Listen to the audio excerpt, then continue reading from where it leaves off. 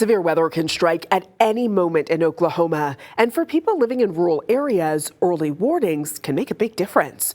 Okmulgee County leaders say a new emergency notification system could help inform people faster and keep people safer.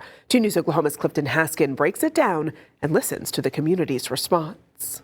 Tornadoes to wildfires to flooding. I'm in a very rural area.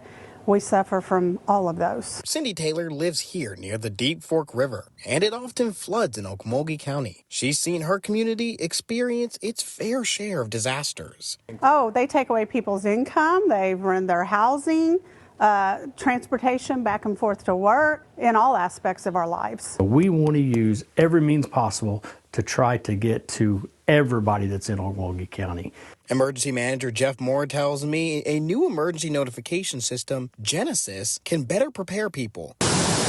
It uses AI to predict potential flooding, storms, and the direction of a wildfire. When I told Taylor about it, You know how handy that would have been during all of this ice storm and for road preparedness? Anything extra we can get to give people that extra edge to evacuate or make preparations. Moore tells me Genesis allows them to pinpoint a specific location in the county and send an emergency notification. This system will also provide a 24/7 map anyone can check for updates. Moore says to receive non-life-threatening alerts, you have to download the Genesis app. He says without it, you will still receive emergency alerts because they're part of the federal integrated public alert warning system. I'm excited about it. I'm really excited. Gives us that extra security, that extra blanket of security. The app and emergency map will be available February 20th. Just another wonderful addition to our community. And for people like Taylor, it's not just a new app. It's a peace of mind in a community that knows emergencies all too well. Another wonderful addition